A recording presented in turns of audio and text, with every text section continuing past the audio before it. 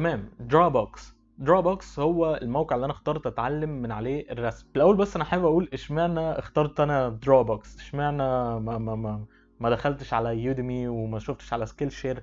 انا عملت كده بس اغلبهم كان بيركز على ان الرسمه اللي انا ارسمها في الاخر بس يطلع شكلها حلو، لكن ما بيعلمونيش الفاونديشن بتاعه الرسم، ازاي اصلا امسك القلم وارسم. فاللي بيحصل في الاخر ان انا لما كنت باجي احاول ارسم الرسمه اللي بيقولوا عليها في الكورس كان بيطلع شكلها وحش جدا. اللي كان بيتقال في الكورس ان انت بص على الحاجه وحاول ترسمها زي ما هي، لحد ما لقيت موقع دروبوكس، وده اللي انت بتتعلم فيه الفاونديشن بتاعت الرسم كلها. فقررت اخد الكورس بتاع دروبوكس علشان حاجتين: واحد ان هو فري، وهو بيعلمك الفاونديشن وبيبدا معاك من الصفر. تمام. ليسون زيرو بيبدا زي ما تقول كده انترو صغيره لدروبوكس، بعد كده بيكلمك على الجزء الفري من دروبوكس اللي هو الليسونز كلها، وبيقول لك الجزء البيد اللي هو بتاع ان انت لما تعمل واجب مثلا وعايز تاخد كريتيك عليه، ده هو الجزء البيد منه. فلو انت عايز تاخد كريتيك على الواجبات بتاعك انصحك جدا ان انت تشترك في الحوار ده. بعد كده بيكلمك الكورس ده معمول لمين، مين هي الناس اللي هتستفاد منه جدا،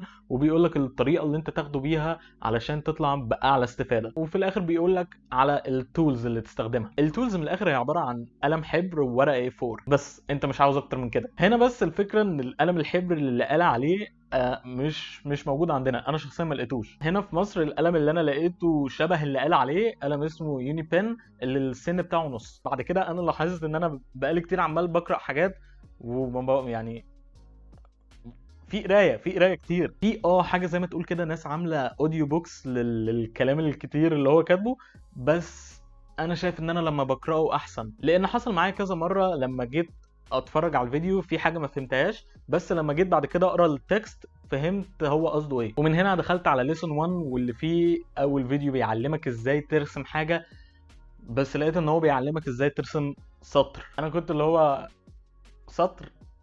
انت بتهزر. بس حوار ان انت ترسم سطر ده طلع مهم وصعب جدا. بدأ بعد كده بيكلمك على ازاي تمسك القلم في الاول، ازاي تحط القلم على الورقه في طريقه اسمها جوستنج ميثود هو اتكلم عليها في الكورس، وايه هي الجوينت اللي انت تستخدمها علشان ترسم سطر مظبوط، والفرق ما بين الجوينت سواء كانت الكتف الكوع او الريست. ومن هنا بدات اخد اول واجب ليا في الدروبوكس اللي هو واجب اللاينز. هو بيشرح لك كل حاجه، بيشرح لك انت ازاي تعمل الواجب ده، بيشرح لك الطريقه اللي تعمله بيها، وكله في فيديو وفي نفس الوقت تكست برضه. بس في حاجه ممكن كانت تساعدني جدا انا عرفتها من كام يوم، كان نفسي اعرفها قبل ما اعمل الواجب ده. في واحده اسمها سكيلا ستو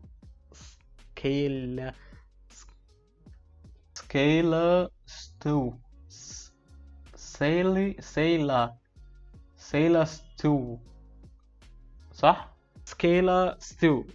انا اسف لو بنطق الاسم غلط. المهم على قناه سكيلا هي بتصور فيديوز ليها وهي بتعمل الواجبات دي، غير ان هي بروفيشنال اصلا، فانت بتشوف الطريقه الصح اللي انت تعمل بيها الواجب ده. والاحلى بقى ان هي بعد ما بتخلص الواجب ده بيجي ارشاد كريم اللي هو عامل دروبوكس اصلا يديها كريتيك على اللي هي عملته. فوش لو انا كنت اعرف في الحوار ده كنت يعني اكيد اتفرجت على الفيديوز بتاعتها قبل ما ابدا في اي واجب. وبس كملت كده معاه في ليسون 1، كان بيكلمك عن الاليبسيز، كان بيعلمك الديجري والاناتومي بتاعت الاليبسيز. وبعد كده دخلنا في البرسبكتيف 1 و2 و3 بوينت. وهنا عايز اقول حاجه بقى في حوار البرسبكتيف ده انضف شرح انا سمعته للبرسبكتيف. انا شايف ان انا محظوظ ان انا اول حد شرح لي برسبكتيف خالص في حياتي كان ارشاد كريم. الشرح كويس وبسيط وبيفهمك كويس قوي ازاي البرسبكتيف بيشتغل، مش بمعنى كده ان هو بيبسطه بتفاهه، لا الحوار دنس برضو، بس الطريقه اللي بيشرح بيها حلوه. بس بالذات مع الجزء بتاع التكست فعلا انت بتفهم كل حاجه. بس بعيدا عن ان انا كنت شايف ان انا ليه بتعلم ارسم لاين، ليه بتعلم ارسم اليبس مع ان في تمبلتس، بس انا كنت مرضي طالما انا شايف ان انا بتحسن في الحاجه اللي هو بيعلمها لي. اوكي. ومن هنا دخلت على ال 250 بوكس تشالنج.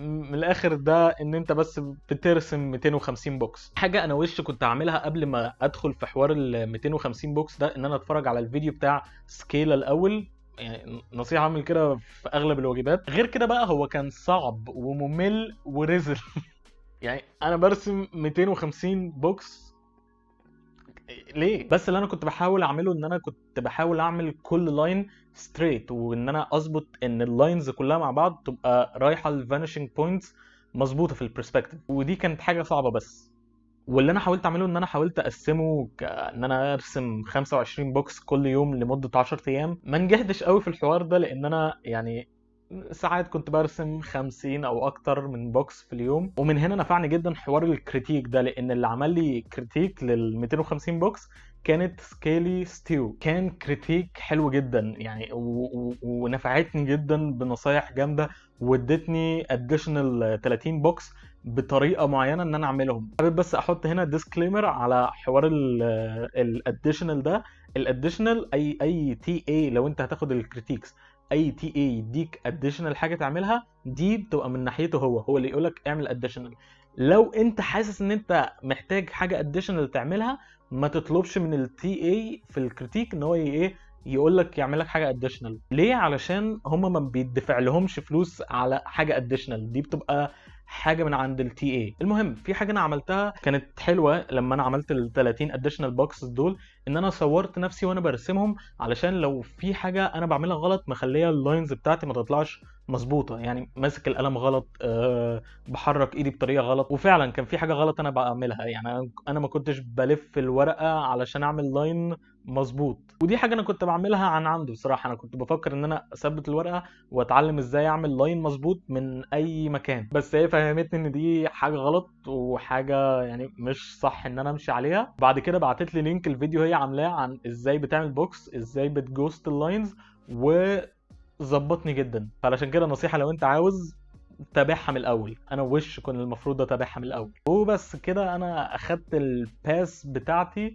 لليسن 2. وبالنسبه للطريقه اللي انا كنت بعمل بيها ابلود للواجبات بتاعتي، في ناس بتستخدم ايمجر ما اشتغلش معايا مش عارف ليه، فانا بستخدم جوجل درايف. وبالنسبه بقى لو انت عايز مثلا تبقى في كوميونتي تسال اسئله لناس زيك طلاب معاك، في دروبوكس عامل ديسكورد شانل مقسمها بارتيشنز ليسن 1 لحد ليسن 7، وفيها حاجات تانية زي جيم ديزاين، وفي بارتيشن اسمها well that went poorly. وانا استفدت بصراحة من البارتيشنز بتاعت الليسنز العادية. يعني انا لما كنت في ليسن 1 كنت بخش عليها وبسأل اسئلة عن اللاينز، وكانت الناس بتجاوبك وبتستفيد من رأيها. واخر حاجة بالنسبة لي هي شكرا لبيكا راند، لان انا ما كنتش هتعرف على الويب سايت بتاع دروبوكس من غير الفيديوز اللي هي بتعملها. وغير كده هي بتعمل فيديوز كتيرة حلوة تانية لحاجات ريليتد للارت، فلو انت عاوز روح اتفرج على الفيديوز بتاعتها، فيها باشن مش طبيعي. وبجد بصراحة شكرا ليها، لان انا عمري ما كنت هسمع عن الويب سايت ده من غير الفيديو بتاعها. وبس هعرض دلوقتي الرسومات اللي انا رسمتها في الفترة اللي فاتت،